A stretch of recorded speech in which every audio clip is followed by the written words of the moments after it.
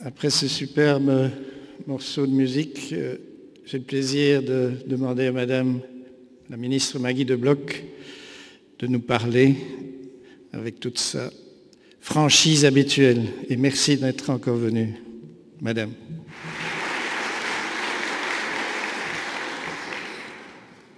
Mesdames et Messieurs, Monsieur le Président, Professeur Jacques Mélin, chers membres de l'Académie royale, chers collègues Daniel Baclaine, chers collègues Monsieur Bocci, cher Monsieur Jean-Christophe Ruffin. Je remercie l'Académie royale de médecine de Belgique de m'avoir invité à la célébration de son 175e anniversaire en présence de Sa Majesté le Roi ainsi que Monsieur Jean-Christophe Ruffin, qui est médecin, historien, diplomate et écrivain, membre de l'Académie française et double lauréat du prestigieux prix littéraire français, le prix Goncourt, et aussi un grand humaniste comme on a entendu. Cet anniversaire de cet institut réputé est un événement exceptionnel parce que depuis sa fondation, l'Académie a centré ses efforts sur la recherche scientifique dans le domaine de la médecine, mais aussi dans la pharmacie, de la médecine vétérinaire et d'autres sciences connexes. Elle poursuit cette tâche jusqu'à ce jour avec la plus grande précision, à l'aide de publications scientifiques, d'exposés portant sur des thèmes scientifiques, d'avis scientifiques aux différentes autorités de notre pays. Et encore récemment, nous avons reçu un avis concernant la liste de médicaments qui peuvent être prescrits par les sages-femmes.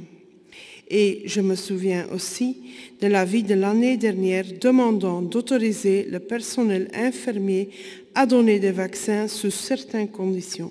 Un avis qui, depuis lors, a été transposé en réglementation et qui est d'application depuis déjà le 9 avril.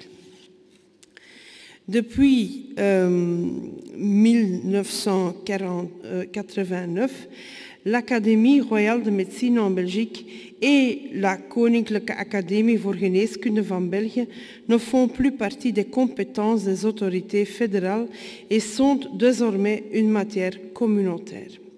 Et pourtant, les deux académies continuent à travailler ensemble de façon remarquable lorsqu'elles formulent certains avis scientifiques.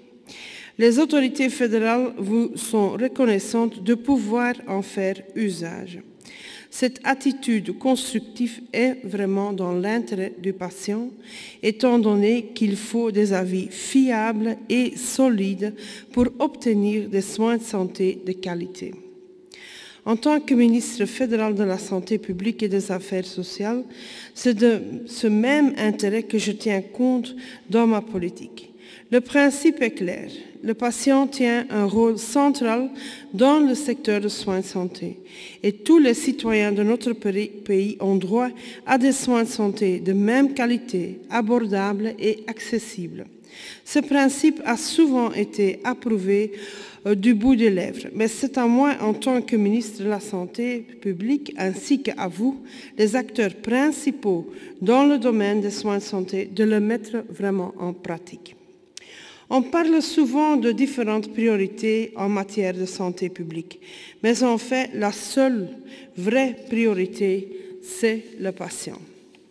Tous les autres objectifs et ambitions sont subordonnés au patient et visent à améliorer sa situation. En soi, cela semble évident, puisque les soins de santé tournent autour du bien-être du patient en question. Mais il y a eu un changement ces dernières années.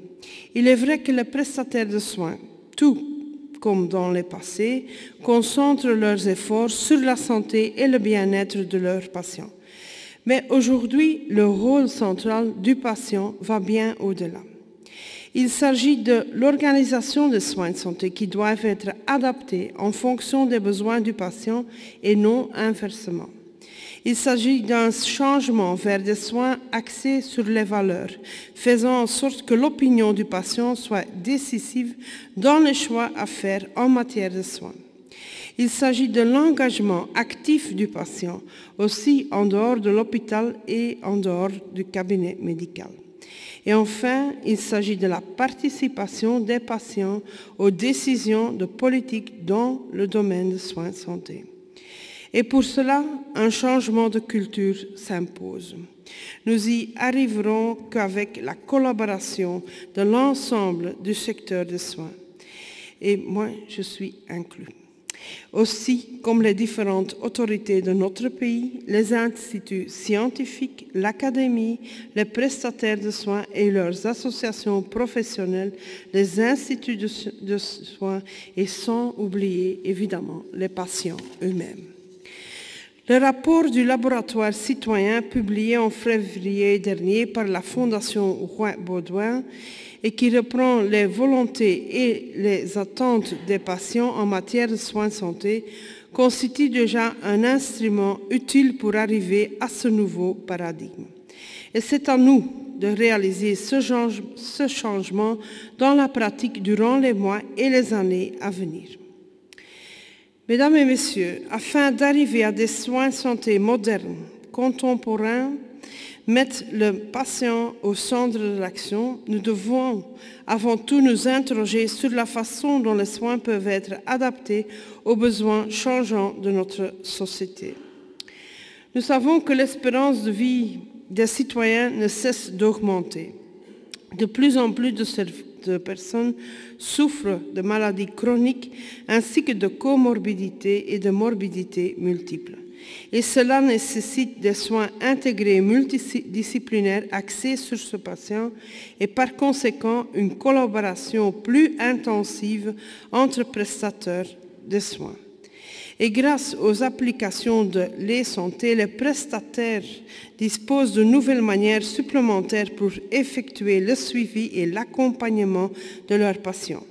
Les patients disposent quant à eux d'instruments qui leur permettent de suivre eux-mêmes certains paramètres et d'ainsi renforcer leur rôle de copilote de leur propre santé. Il s'agit de trouver un équilibre sain entre l'expertise et les connaissances de qualité du prestataire et l'apport plus libre du patient. Et grâce aux nouvelles techniques et molécules, le nombre de traitements envisageables connaît une croissance exponentielle. Cependant, elle soulève aussi des questions sur leur plus-value par rapport aux traitements classiques, à l'accessibilité financière de ces techniques, souvent terriblement chères, aux compétences spécifiques requises pour les prestataires de soins, etc. Et c'est à nous aussi de trouver le juste équilibre tout en prêtant une attention particulière à l'impact de l'accessibilité financière sur l'ensemble du système. Voilà qui m'amène à un second point important, c'est-à-dire la durabilité. La question est de savoir comment garantir la qualité, le caractère abordable ou encore l'accessibilité de nos soins de santé pour tous les citoyens, mais non seulement aujourd'hui, mais également pour les générations à venir. Et c'est pourquoi je souhaite un usage précis, optimal et honnête des moyens disponibles. Nous donnons des incitants ciblés visant une approche économe tout en créant de nouvelles initiatives dans l'intérêt du patient. La base reste avant tout un plan pluriannuel stable qui puisse garantir la certitude nécessaire à l'avenir et permettre d'élaborer des plans à long terme, toujours dans l'intérêt du patient. Le pacte d'avenir que nous avons conclu en juillet 2015 avec l'industrie pharmaceutique en est un très bon exemple. La troisième ligne directrice dans le cadre de la modernisation des soins de santé concerne l'évidence scientifique, le domaine de référence au sein duquel se situent les activités de l'Académie royale de médecine de Belgique. Nos soins de santé doivent être fondés sur des preuves scientifiques stables. C'est la meilleure garantie pour la qualité des soins ainsi que la durabilité de tout notre système. L'évidence est cruciale à différents niveaux. Au niveau de la politique evidence-based, nous devons baser nos décisions stratégiques sur des notions scientifiques. Et je pense notamment à une récompense liée à la qualité des soins, c'est-à-dire le principe du pay for performance en tant qu'objectif majeur dans la réforme du financement et l'organisation du secteur hospitalier.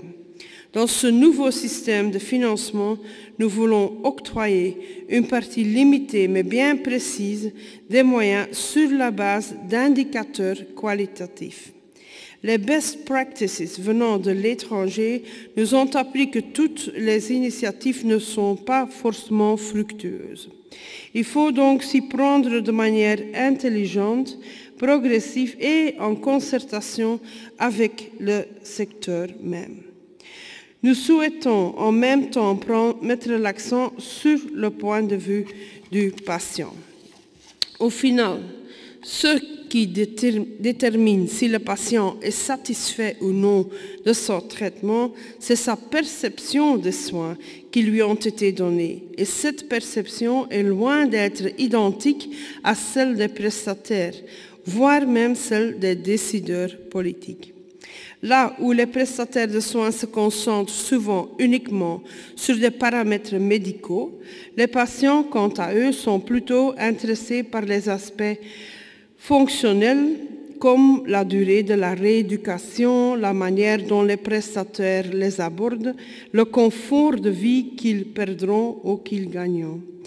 C'est pourquoi, au moment de prendre des décisions concernant les réformes, nous devons tenir compte des avis scientifiques en matière de value-based care, c'est-à-dire des soins axés sur les valeurs qui se focalisent sur le vécu du patient en matière de soins. En plus de cette politique evidence-based, il y a aussi l'evidence-based practice. Ceci implique le fait de dispenser des soins réels aux patients. Ces deux niveaux sont bien entendu reliés de façon indissociable.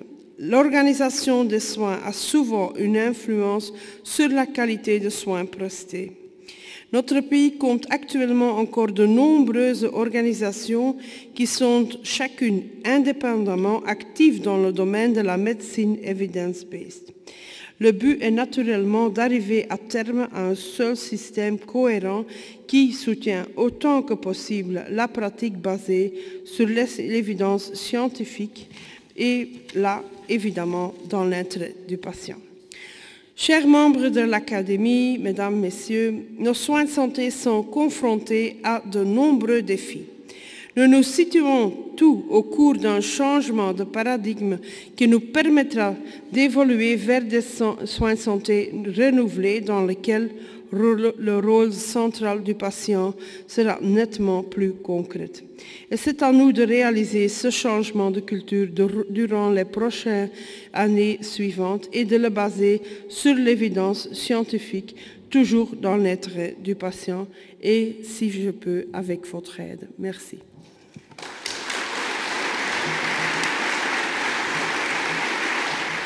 Ceci met un terme à cette séance qui visait à fêter notre 175e anniversaire. Nous remercions les intervenants, M. Ruffin pour son bel exposé, Madame la Ministre, et nous vous remercions vous aussi de votre présence. Et maintenant, nous vous invitons à la réception qui aura lieu dans la salle des Marbres.